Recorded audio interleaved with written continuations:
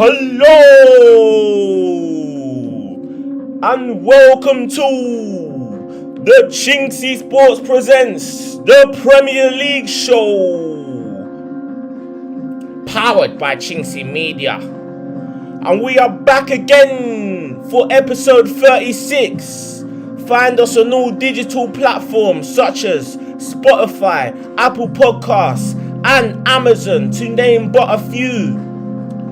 Luckily for us, I've been reading from enough newspapers for there to have been significant growth on the channel, which has grown expeditiously in the last week or so. Big up Scott Buckley on the soundtrack, big boy soundtrack still. You see me, I say? Now without any further ado, we go straight into the first match of last week's 7-game fixture list, which was the match between Luton Town and Brentford. That game ended 5-1 to Brentford. An Ivan Toney-less Brentford gave Luton Town an unfounded hiding, which keeps the Hatters inside the drop zone. Albeit just a point adrift of Nottingham Forest with only 4 games remaining. Brentford's Congolese forward seems to have been the player reveling most in the absence of Tony, Wissa that is, scored the game's opening 2 goals for his 9th and 10th league goal of the season. As the Bees went into half-time with a healthy 2-goal lead, Reggae Boys star Ethan Pinnock, who made his return from injury as a substitute in the previous match against Sheffield United, marked his first start since February by heading in a precise Sergio Reguilon corner. As Brentford raced into a 3-goal lead in front of a shell-shocked Luton crowd at Kenilworth Road with just over an hour played. 2 minutes later, Luton found themselves 4 down after young winger Keane Lewis-Potter headed in at the far post. 2 further goals from either side, substitutes Kevin Shade of Brentford and Luke Berry of Luton, ensured the game ended in a comprehensive 5-1 victory for Thomas Frank's Brentford side, who have now all but secured their Premier League status for a 3rd season on the trot. Next fixture was the game between Sheffield United and Burnley. That ended 4-1 to Burnley. Burnley preyed on Sheffield United's early profligacy in front of goals when their young talented French teenager Wilson Odubert, playing just off of Lyle Foster in attack, ironically cut open the Blades' defence with a weaving run starting from inside his own half. His resulting shot ricocheted off of Austin Trusty into the path of the ever so impressive Jakob Brun Larsen, whose deflected shot ended up in the back of Ivo Gribic's net for his 5th Premier League goal of the season. Burnley went 2-0 up when an opportunistic dribble from an exploited Sheffield United defence exposed their frailties, a microcosm of their diabolical defending which has encapsulated their season. Burnley's fantastic recent run of form has seen them lose just once in the last 7 outings, which has subsequently kept their hopes of Premier League survival alive, albeit faint hopes. Blades' Brazilian midfielder Gustavo Hamer, a player I've mentioned a lot on the podcast, has been a rare shining light for Sheffield United this season. His goal in the 52nd minute of the match gave his team hope. However, 2 further Burnley goals from Lyle Foster and Johan Goodmanson completed a 4-1 rout for Burnley as the Clarets ran out 4-1 victors at the hands of their relegation-ridden rivals. Okay, the next game was the Saturday evening fixture between Wolverhampton Wanderers and Arsenal. That ended 2-0 to Arsenal. Title-chasing Arsenal secured their 6th successive Premier League victory over an injury-ravaged Wolves side who were missing key players such as Pedro Neto, Mateus Cunha, Craig Dawson and Nelson Semedo, 4 players who all would have started for Wolves. The Gunners, winless in 3 and scoreless in their last 2 matches, took the lead on a stroke of half-time after great play from Gabriel Jesus, set up Belgian forward Leandro Trossard, making a rare start for the Gunners, whose sliced shot cannoned in off the post, beating Wolves' goalkeeper Jose Sarr at the far post. The game was delicately poised at 1-0 up until the 5th minute of added time, when Arsenal captain Martin Odegaard scored from the most acute of angles to give Arsenal a deserved 3 points and my first correct score of the weekend, in what was all in all a professional performance from Mikel Arteta's side. With reigning champions Manchester City not featuring due to their participation in the FA Cup semi-finals against Chelsea, the result saw Arsenal climb into top spot and overtake them by a solitary point, with a game played more than Manchester City.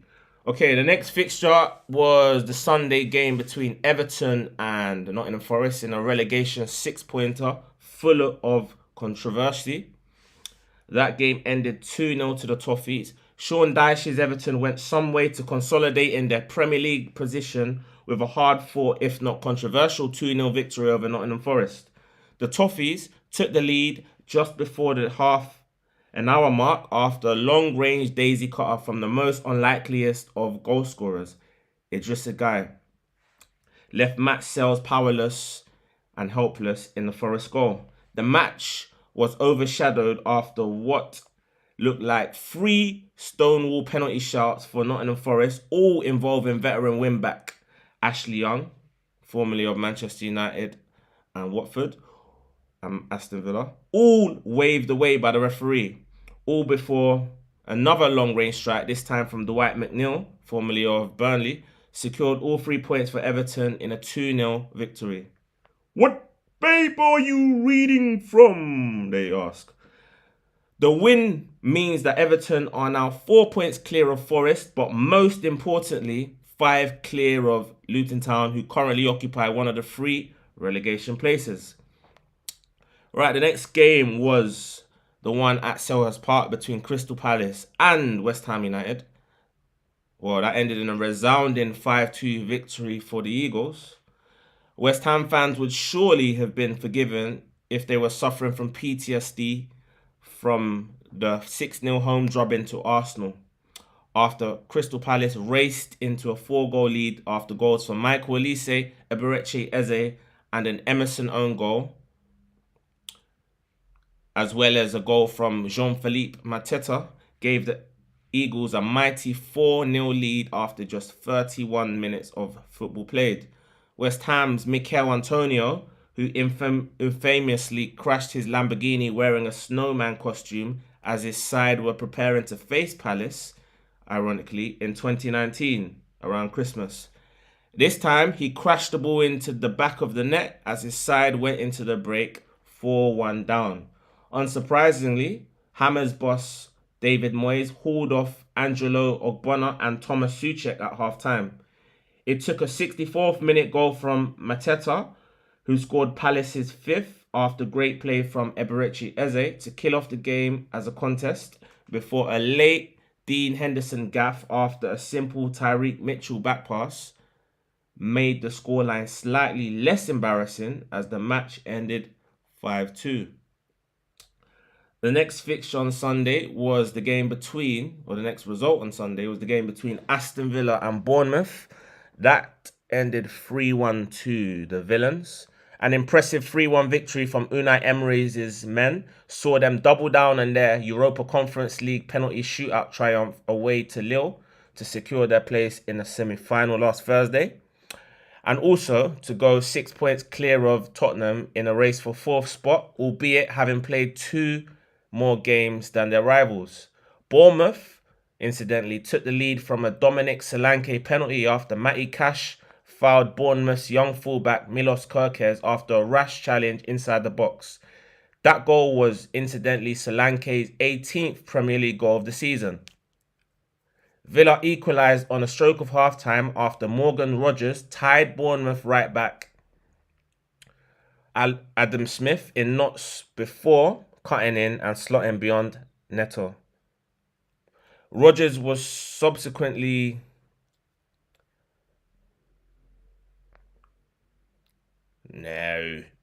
Adam Smith was subsequently hooked at halftime in place of Max Aarons. In the second half, Ollie Watkins ran Bournemouth ragged with 2 assists for his partners in crime, one for Frenchman Moussa Diaby and the other for Jamaican forward Leon Bailey, as the game ended 3-1 to Villa for my second correct score of the game week. Okay, following that was the last fixture of last week's game week between Fulham and Liverpool. That ended 3-1 to the Reds. Liverpool, having went into the game trailing Arsenal by 3 points, went into this game knowing they had to win. Fulham, having already taken scalps against the likes of Manchester United, Arsenal and Tottenham already this season, were in good form, and this was definitely a banana skin fixture for Jurgen Klopp's Reds.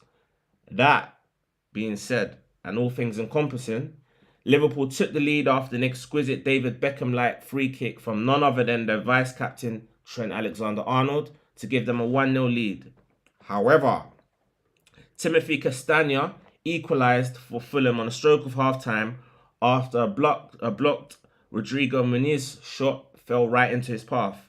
In the second half, Ryan Gravenberch, who was making a rare start for Liverpool, scored after a delightful strike from just inside the box, right inside the middle of the D, to be precise, found its way past German stopper Bernd Lehner.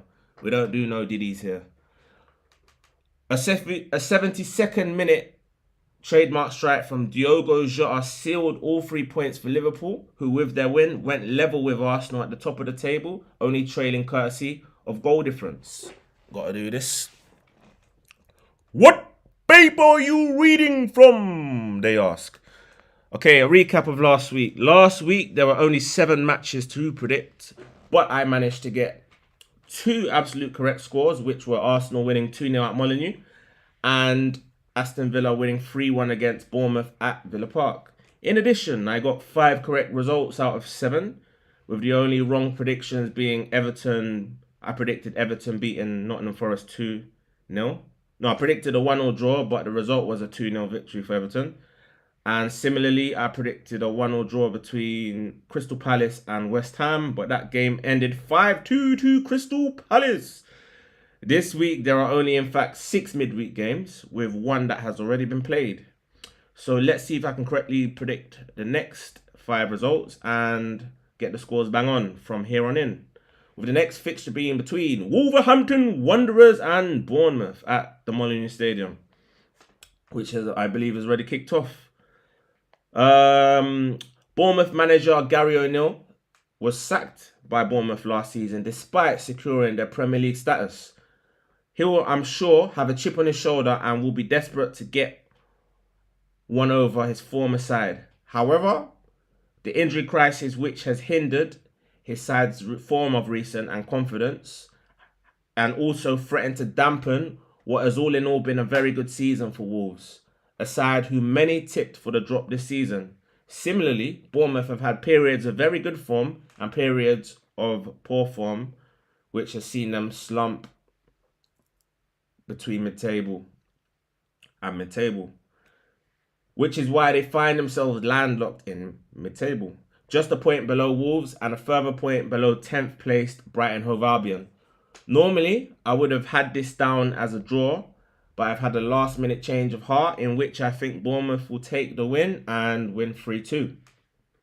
The game between Crystal Palace and Newcastle United looks like an exciting pulsating fixture. Both these sides come into the game on the back of phenomenal recent results in recent weeks. Crystal Palace have beaten London rivals West Ham 5-2 to supplement their superb victory over Liverpool at Anfield just a week prior. Newcastle decimated 5th placed Tottenham 4-0 at St James's Park in their last outing about 10 days ago, with Alexander Isak on fire with 7 goals in his last 6 Premier League games. Oliver Glasner seems to be getting the best out of Ebere Eze and Michael Lise by inverting them and allowing both of them free rein in the attacking areas of the field in a new 3-4-3 formation, with Daniel Munoz and Tyreek Mitchell providing the width for Jean-Philippe Mateta. I think this makes for an exciting game, which will have goals galore. So I've gone for a 2-2 Desmond here, 2-2. Right, the game between Manchester United and Sheffield United sees Manchester United go into this match against the Premier League basement boys. Sheffield United having won only one of the last 7 Premier League matches. Sheffield United have a measly 1 win in their last 17 Premier League matches, which is just 2 games shy of half a season. Brentford and Burnley recently arrested respective 9 and 5 game winless runs against the Blades, so United will want to follow suit and do the same, and I think they will do so with a 2-0 home victory to United. Okay, the game between Liverpool and Everton, or should I say Everton and Liverpool at Goodison Park.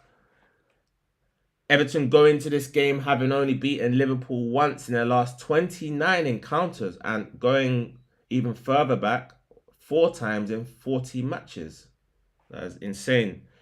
This clearly shows Liverpool's dominance over their City rivals. However, the cliche form goes out of the window is most certainly apt here. Though, as Everton will love nothing better than to curtail Liverpool's title hopes with even a draw. But I very much doubt that will happen tonight, with Liverpool back on form after back-to-back away victories to Atalanta of Bergamo and Fulham respectively. So I'm going for a comfortable 3-0 away win for Liverpool at Goodison Park. Right.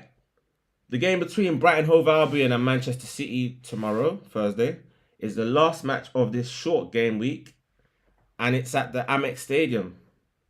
With Arsenal now 4 points clear of City, having played 2 extra games, City know that they have extra homework to do and that there is no margin for error. Despite winning their last 3 Premier League matches, scoring 13 goals in the process, I believe it's 5, 4 and 4. This match represents the first of 4 away games in City's next 5 Premier League fixtures that they must negotiate, and on paper, with the exception of Tottenham Hotspur away, it's probably the toughest one they have left to play. 10th place Brighton have gone 4 Premier League games without a win and have won only once in their last 6 encounters against City, but have lost a whopping 12 of their last 14 head-to-heads in all competitions between the sides.